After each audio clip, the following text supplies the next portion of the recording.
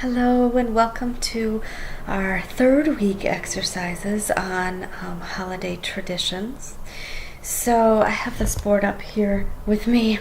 Hopefully you can just see a little bit. I'm going to give you a little example using that board today of some ways to think about and kind of map out holiday traditions and make some decisions about how to change those. And please remember, you can always change them again, so you can adjust year by year as you go, and you might find that you make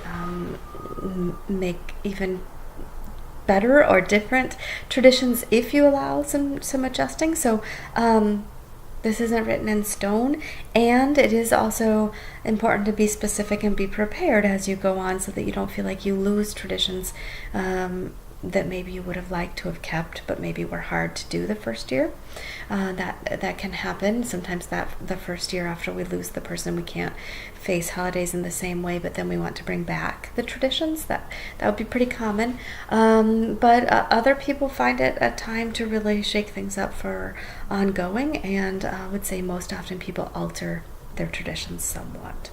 So the first thing I really would love for you to do, and please do this with family or with the people you celebrate the holiday with, that would be the best way of doing it, because we all have different specific things that are important to us, and it can be surprising, and it can be really good to get some of those out together. So just kind of mind map it out. I wrote holidays here. I'll hold that up in the center, and around there you can just write out each moment of the holiday during December that might be really important to you. So like, say I wrote Christmas Eve down here, or January 1st, or maybe the first day of Hanukkah, whatever specific for you and your family, whatever sort of specific time period just surrounding those December holidays are really important.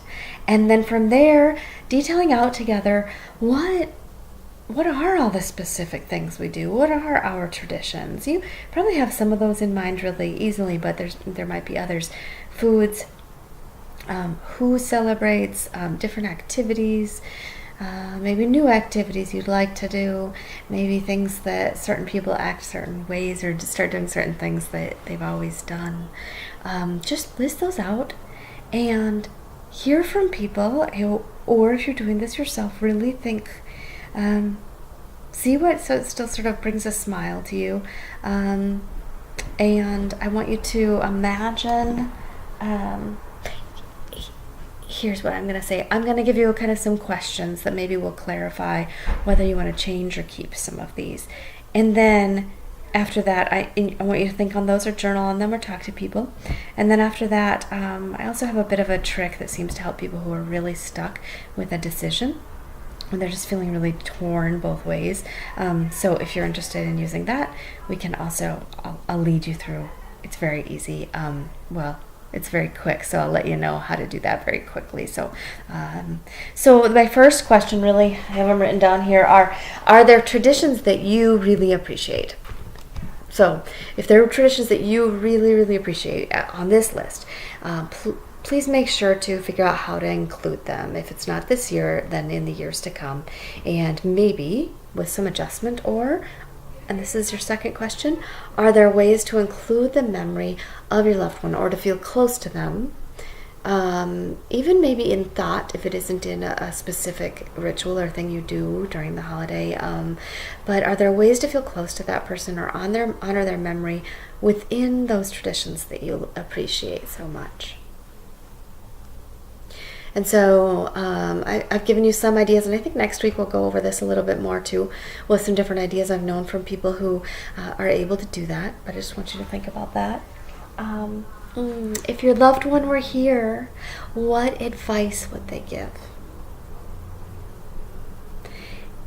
And maybe really write that down. What advice would they give if they were going to give you advice on what to pick, to keep, or to alter, or what would be okay to let go of?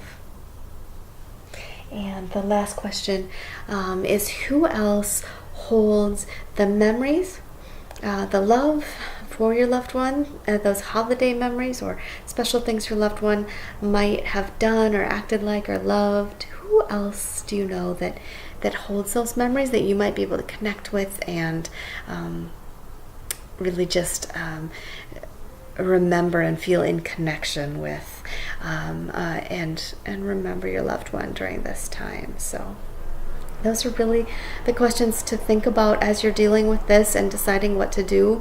I know that holidays traditions can be difficult for families to decide on, but hopefully this gives you a good idea to really work through some of that.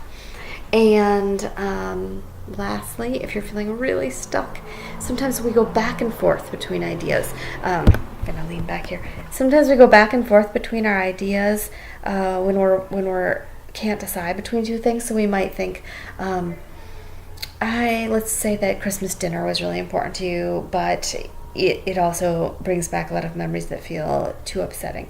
So you might go back and forth like, well, it's really important for the kids that we continue with dinner, but it's too miserable for me. And if we didn't do it, this might happen, but I just can't bear it anymore. Or I'm worried that, I don't know, that somebody will drink too much. That seems to be a common one.